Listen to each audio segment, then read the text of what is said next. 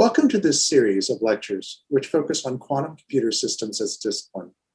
Quantum computing is at the cusp of a revolution, with new quantum hardware developed every year. The design of the vertical system stack, however, is in critical need of attention. In these lectures, we will examine how quantum computer systems can be made substantially more efficient through the co-design of algorithms, software, and hardware. We will adapt optimization techniques from classical computing, and we'll strategically break traditional abstraction barriers and tailor our software and algorithms to key physical properties of machines. The techniques we will examine can increase the efficiency of running quantum algorithms on physical machines by several orders of magnitude, which could bring the advent of practical quantum computing up to a decade closer in time. The goal of this series is to introduce you to a systems perspective to quantum computing and hopefully interest you in joining a much-needed workforce of systems researchers and developers to make quantum computing a reality. So let's start with developments in quantum hardware. For the first time, we have quantum machines that are approaching a useful size. In fact, if these machines were not noisy and prone to errors, they would already be more powerful than the world's largest supercomputers for certain problems. Unfortunately, they're quite noisy and error prone, which is why we call them noisy intermediate scale quantum machines, or NISQ machines. Yet as John Preskill, who coined the term, says, we're in a historic time of science and technology. In fact, we're at the cusp of a revolution in computing power. You can see on the left here that the size of quantum machines has been growing exponentially over time. It is also the case that every quantum bit you add to a machine doubles the machine's computing power. Thus, the power of quantum machines is growing at a double exponential. This rapid progress led Google to demonstrate something called quantum supremacy last year, mentioned earlier. In this experiment, their quantum machine ran a specially designed quantum program in seconds that would take the world's largest supercomputers days to run. But the Google experiment was not for a useful quantum program, and we still face a significant gap between the quantum machines we have and the practical algorithms we want to run. In this graph, we have the number of qubits on the x-axis and the error rate of quantum operations on the y-axis, both in a log scale. You can see that machines have improved exponentially over time, moving from the lower left to the upper right. But we still see a significant gap between the algorithmic requirements in the upper right and the machines. Our EPIC project was formed to address this gap. Specifically, our EPIC goal is to improve the efficiency of algorithms by 100 to 1,000 times by co-designing them with software and hardware. This is roughly equivalent to 10 to 20 years of technology progress without co-design improvements. To clarify, we mean efficiency in terms of the number of qubits, the number of quantum operations, and the level of reliability the algorithm needs on a machine. We will accomplish this through a series of full-stack, physics-aware software optimizations, each on the order of 10 times in efficiency improvement. In other words, quantum software will bring us 10 to 20 years closer to quantum advantage. Now note, this idea of software advances to get the most out of our hardware has been quite successful in classical computing. For example, large data center operators such as Google, Microsoft, IBM, and Amazon have to keep up with the world's exponentially growing data needs, as shown in this graph. What they do is work very hard to increase software efficiency in order to meet growing demand and delay having to buy new hardware. For example, if they can increase the software efficiency by a factor of 2, they can delay buying new hardware for 3 years. Many of the examples we will use today come from the EPIC project, an NSF expedition in computing. Now, in 2.5 years since EPIC began, we have had some great progress towards our quantum goals. We have developed many software optimizations and architectural designs that improve algorithm efficiency on physical machines by factors of 10 to 10,000, thus in some cases already surpassing our goals. We're working to better integrate these optimizations and develop more in the remainder of our project. Overall, we have published 60 papers, 4 of which have won Best Paper Awards. We have 6 patents pending and have spun out a quantum software startup, Supertech, which has completed Series C funding. We have published a new textbook to help establish a new discipline of quantum computer systems design. Finally, many of our techniques that you will see today have already been adopted and implemented in commercial software, including IBM's Qiskit and Google's Cirq. Now here's a sample of some of these improvements over the last 2.5 years. We have algorithms work, including work to reduce measurements in quantum chemistry algorithms by up to 30 times, which was awarded the IBM Q Best Paper last year. We have physics-aware compiler work, including noise-aware mapping and scheduling, and work with 3-level logic using Qtrits. Both of these papers won the Micro Top Pick Award, which is for the best of the best work in all of computer architecture in a given year.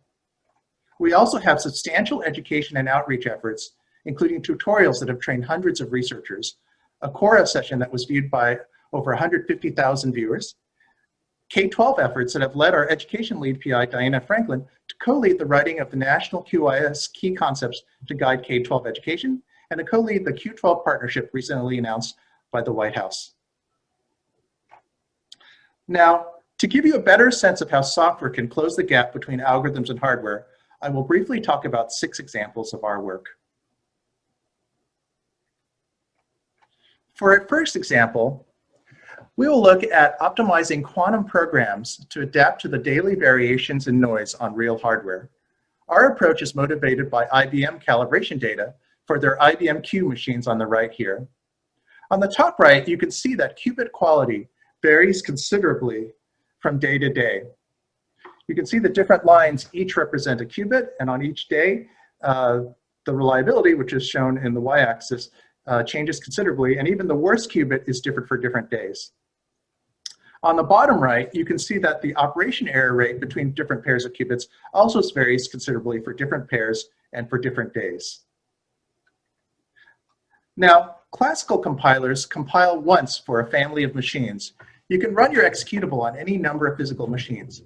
What we're going to do here is not only compile for a program for a specific machine, but for a specific day for that machine.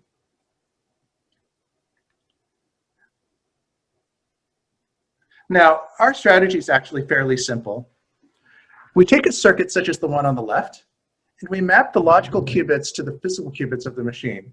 That means the P0 through P3 that's on the left in the circuit ends up on each one of the dots on the right. Now, in the upper right, you'll see that the IBM native Qiskit compiler places the qubits just near each other and to minimize communication, as shown in the top right figure. So you can see the P0, P1, P2, P3 are all near each other, sort of on the left on the top right. Now instead, in the bottom right, what we do is we try to avoid the bad qubits and the bad links for a given day, denoted by the gray circles and the red X's. You can see the logical qubits P0 through P3 are all clustered in the middle on the bottom right, avoiding the gray circles and red X's. Now the challenge is to encode our goals in an optimizer that efficiently finds the solution that balances reliability and communication. So our results are that we can get an average of almost 3 times better reliability with a maximum of 28 times improvement. This work has already been integrated into new versions of IBM software, has really changed how quantum programs are compiled to hardware. Overall, the key was to break the compile once model and integrate daily calibration data to achieve substantially better program reliability. Now, the second technique I want to talk about breaks the typical quantum software abstraction of machine instructions. In this work, we'll target our compiler more directly towards control pulses for quantum devices. Now, on the left, we see a small piece of a quantum program. The typical flow is to translate or compile to quantum assembly instructions in the top path, and then translate each one of those into microwave control signals shown on the right, on the top right. Now, our approach takes the program and direct translation, resulting in faster and simpler pulses on the bottom right. Our overall result is 2 to 10 times faster control. You can see why by looking at the sphere to the right, which shows where our computation starts and where it wants to end. Creating control pulses instruction by instruction results in the indirect gray path. Our approach takes the direct path represented by the red arrow. However, there's a problem, and that is that it takes hours of classical compute time to do this translation. This would not be a problem if you had to compile once before execution, but it's a problem for programs that repeat many times. Now, as mentioned earlier in talks today, one of our leading approaches to computation in this era machines is hybrid classical quantum algorithms, in which a classical optimizer repeatedly invokes a quantum machine with a quantum program with different input parameters. Each of these invocations would require recompiling our quantum program. Obviously, we cannot afford to spend hours on each compilation before each of thousands of iterations. This is of particular interest in our discussion today, since the hybrid classical quantum approach includes many algorithms that could be useful in the finance domain. Our solution is a classical software technique called partial compilation, in which we use information from previous compilations to speed up recompilation with slightly different inputs. In the case of variational quantum eigensolvers, we can find program blocks in which only single input changes, which are then very amenable to partial compilation. Now, the variational quantum eigensolver is a quantum chemistry algorithm, which was mentioned in the last talk. Now, the end result is that we can still achieve pulse sequences that are an average of 2 times faster, but speed up classical compile time by 10 to 80 times. There are 2 pending patents relating to our pulse work, and this technology is part of the focus of our startup, Supertech. Now, once again, the key insight here was to break the traditional abstraction of machine instructions and focus on generating pulses.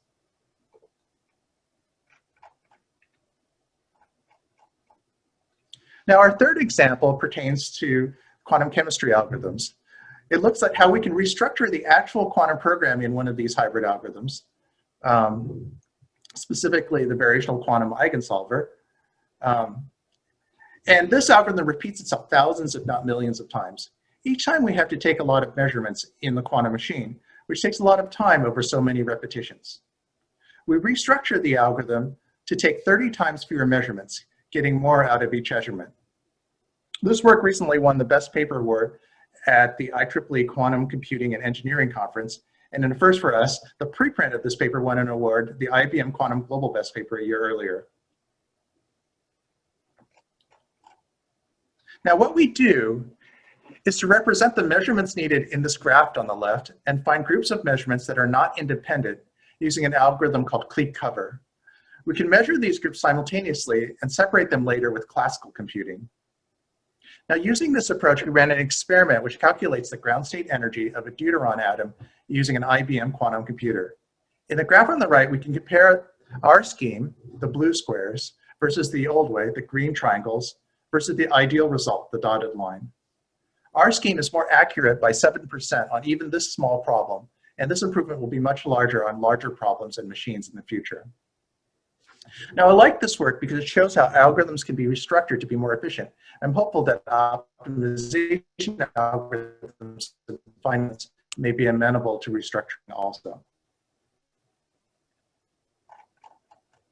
Now, our fourth example focuses on reusing quantum bits.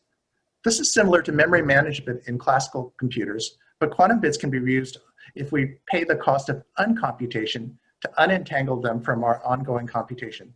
So we have to undo part of our work in order to reuse our qubits. Note that this is similar to the MCMR technique mentioned in the last talk, but it applies to more quantum algorithms, since MCMR assumes that the qubit reused is not entangled with the results, which it often is. Surprisingly, the extra work to undo computation is worthwhile, even on near-term machines. In this picture of an IBM machine on the right, let's say we need a new qubit at position 24. Now, we can either undo some computation and free number 24 up, or we can move an unused qubit from, say, position 50. All the red arrows are swap operations to perform the necessary movement and can end up causing more error than the undo operations. Overall, we end up seeing about 50% improvement in accuracy when we strategically reuse qubits instead of moving them. The reason this work was surprising is that we designed this method for larger, more reliable machines of the future, where we expect 10 times better accuracy. We're somewhat astonished to learn that it works for near-term machines.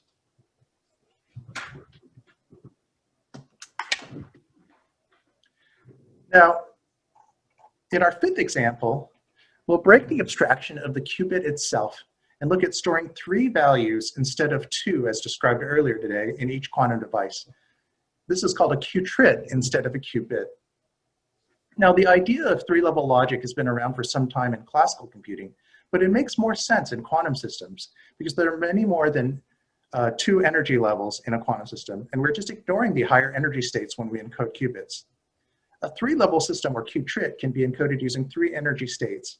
This will be especially useful for programs that need some extra temporary space. The result is that we can use substantially fewer quantum devices to run our programs, up to 70 times fewer. Now, this work has generated a lot of interest among experimentalists. We're working with IBM, Rigetti, Lawrence Berkeley, and Lawrence Livermore to optimize and study Qutrit circuits on several physical platforms. In fact, the figure on the right shows a recent experiment we did with IBM that shows their machine switching between 3 states on one of their devices.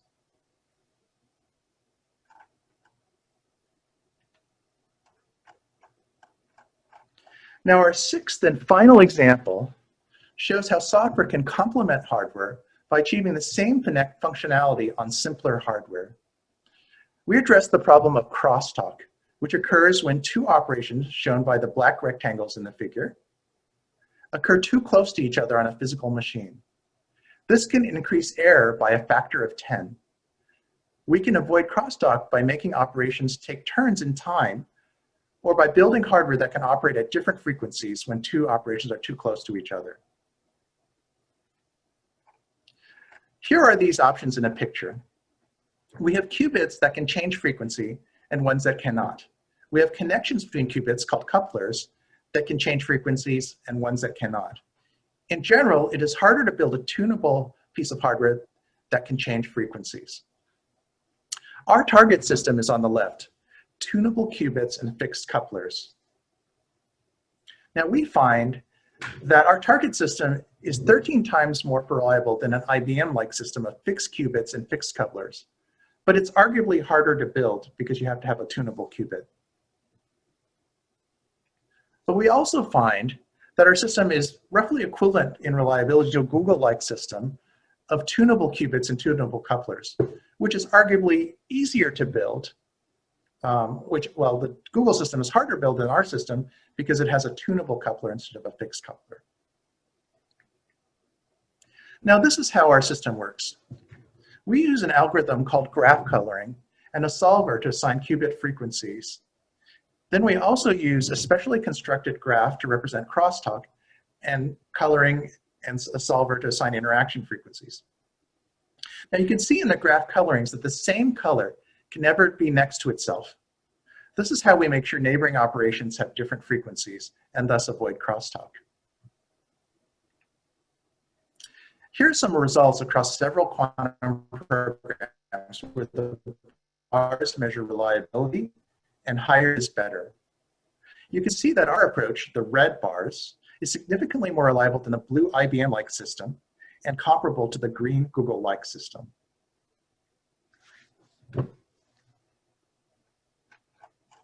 So let me recap how we had to restructure the software to achieve our crosstalk gains and the gains from the other examples today. We had to go much more directly and more deeply into the hardware level from the program level. Not only that, there are implications for what hardware design you would choose to get the most efficiency out of your combined software and hardware system. Now, this approach of vertically integrated physics-aware software stacks is analogous to a growing trend in classical computing called domain-specific system design. This was highlighted as the next architectural revolution by recent Turing Award winners John Hennessy and David Patterson. A good example of classical domain-specific systems is the one for machine learning based on TensorFlow. You can see in the picture that there are multiple paths and shortcuts to multiple machine targets in this kind of system. In summary, quantum computing is at a historic time. I hope I've convinced you that a computer systems view is critical to accelerate progress towards practical quantum computing, and that a workforce trained in these skills of quantum computer systems will be key to that progress. This series will be based upon a new book that we've introduced called Quantum Computer Systems, which is available from Synthesis Lectures on Computer Architecture. You can also find more information on many of the research projects that I've talked about in this lecture from the EPIC website at UChicago. The remainder of this series will be organized in 3 sections. First, fundamentals of quantum systems, including qubits and algorithms. Second, compiler optimization for quantum architectures. And third, working with noisy quantum systems and error mitigation. I hope you enjoy the rest of this series and the resources we put together to help introduce quantum computer systems.